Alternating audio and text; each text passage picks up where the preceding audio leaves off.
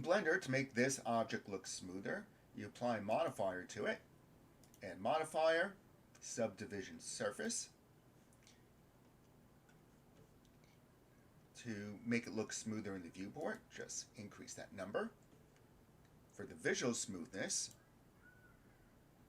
right-click on the object, shade smooth, and as needed, you can increase the smoothness. This is just for the viewport. Rendering is separate. To increase it during rendering time, you would change this number. To make this object permanently like this, within the modifier stack, click this drop down and click apply. When looking at it in wireframe mode, you can see this object is now more dense, and we started out with a box. In 3D Studio Max, after you create a box, you click here and you can drag out a box.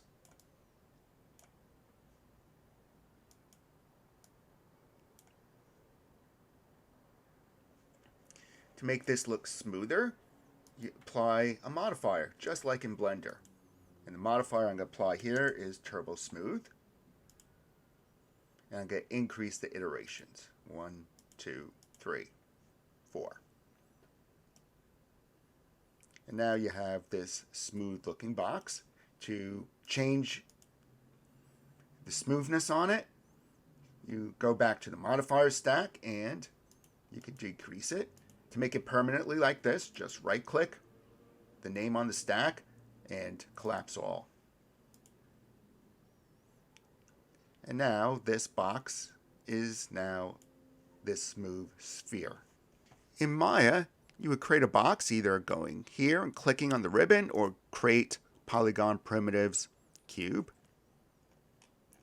To have the appearance of smoothness, you could always press the 3 key, and when you render in Arnold, it will look smooth, but you're actually still dealing with this box as a shape, and when you export it, it's going to export and look like this.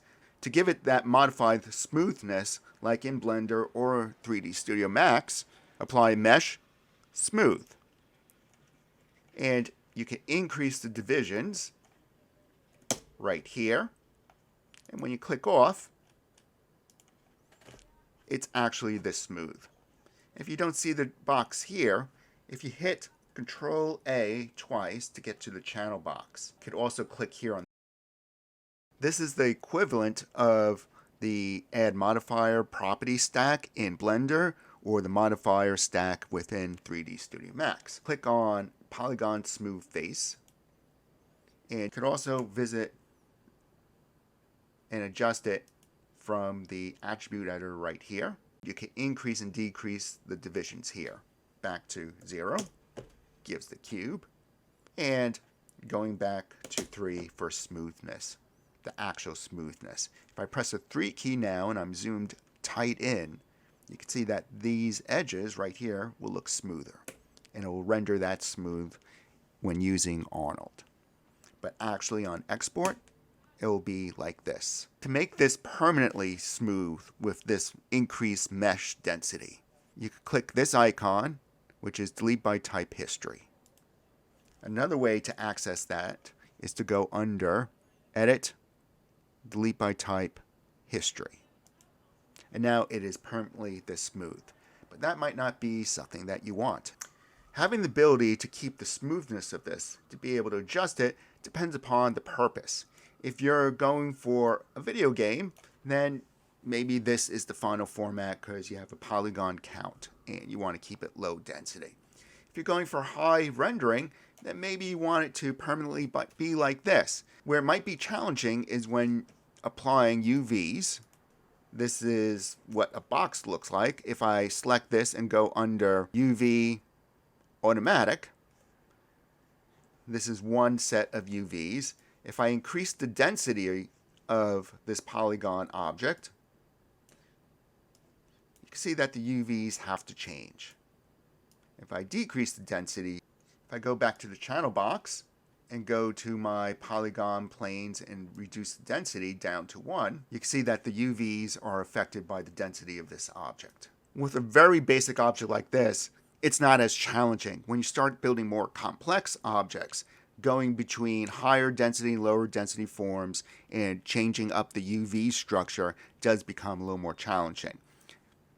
So think about your final output, and if you need a low density version and a high density version of the same object, make sure you save your files before you're increasing the density, because sometimes going back from high density to low density is a lot more challenging than increasing the density of your object.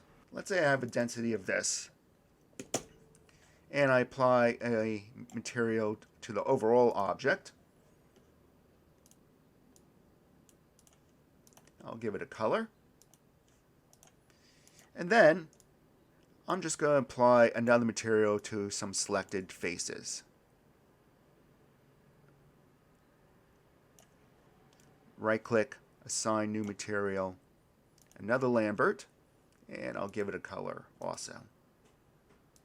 Where you'll see the challenge, let's go look at the UV editor, and I'll apply new automatic mapping, UV automatic. I'm going to go back to the channel box and increase the divisions. Look what happened to the shader that was applied to it. If I take a look at the UVs are all over the place. The area in which you applied the textures to the material will change. If I undo this,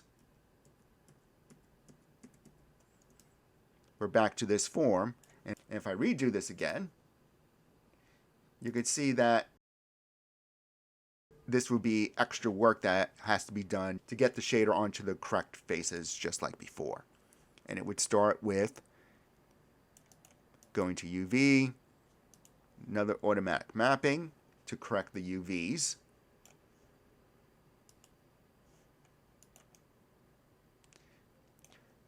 Selecting, assigning the existing material of Lambert 2. And then reselecting what visually should have been just those faces. Let's say it was like this. Deselect those. Right click, assign existing material, Lambert 3. And going back and reassigning the shaders on the face level. So make sure you're ready to texture map. So think about, is your model ready? Is it in the right refined state before going on to texturing and painting?